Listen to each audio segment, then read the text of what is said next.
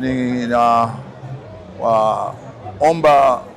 Watanzania wote ambao wanatembelea maonyesho ya Sabasaba kutembelea banda la ofisi ya Waziri Mkuu. Na banda la ofisi ya Waziri Mkuu ni banda jumuishi ambalo linajumuisha ofisi zote tatu katika ofisi ya Waziri Mkuu, yaani ofisi ya kwanza ya Sera, Bunge, Uratibu na Wenye Ulemavu, ofisi ya pili ni ya Tawala za Mikoa na Serikali za Mitaa, na ofisi ya tatu ni ya Kazi, Ajira na Mahusiano. Katika mabanda haya nimeona hawatoi tu maelezo ya shughuli ambazo zinafanywa na ofisi ya Waziri Mkuu, lakini pia wanasikiliza changamoto za watu mbalimbali katika maeneo mbalimbali na kutoa ushauri na changamoto nyingine kuweza kuzitatua.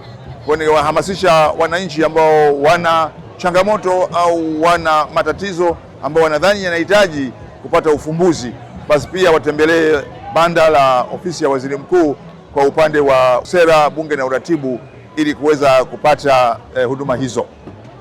Kwa upande wa TAMISEMI, moja ya mambo ambayo nimeyaona ni vijana wengi ambao wamemaliza kidato cha 4 na wamechaguliwa kwenda kidato cha 5 katika tahasusi au kwa Kiingereza combination ambazo wanadhani hazikuwa sahihi, ingawa wao walizichagua. Nao pia wamekuwa wanafika pale na kupewa ushauri na wengine kusaidiwa kuona ni jinsi gani wanaweza kwenda katika tahasusi ambazo wanadhani watafanya vizuri zaidi.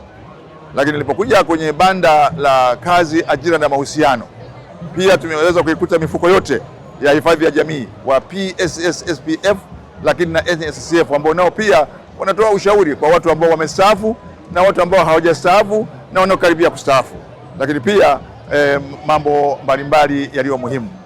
Kwa mara ya kwanza banda hili jumuishi sasa limehusisha ofisi zote chini ya Waziri Mkuu, na kazi kubwa ya ofisi ya Waziri Mkuu ambaye ndio msimamizi mkuu wa utendaji wa shughuli za serikali ni kuhakikisha kwamba serikali inawafikia wananchi, sio tu katika kutoa huduma za afya, elimu, barabara, umeme vijijini na mambo mengine, lakini pia kuhakikisha kwamba wananchi wote wenye changamoto na kero zao zinatatuliwa. Lakini mwaka huu maonyesho haya yanaanza wakati tumeanza dira ya mwaka 2050.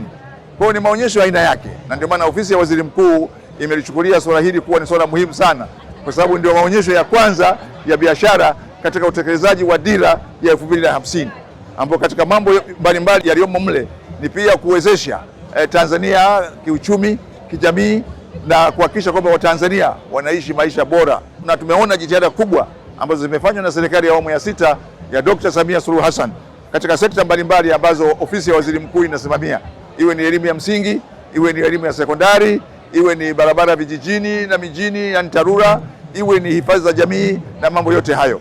Kwa mimi nitoe wito kwa Watanzania wote kutembelea banda hili la maonesho la ofisi ya Waziri Mkuu, sio tu kuona yanayooneshwa, lakini pia kupata elimu na kutatuliwa changamoto zao.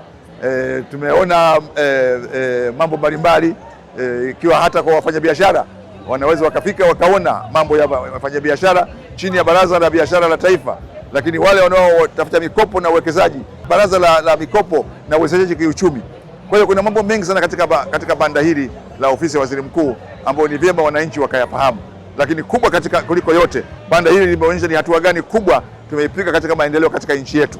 Tumepiga maendeleo makubwa sana katika mambo ya elimu, afya, maji, barabara, miundombinu, hifadhi ya jamii, lakini pia inaonyesha ni wapi tunakwenda katika miaka 50 ijayo kama ambavyo dira ya 2050 imeelekeza.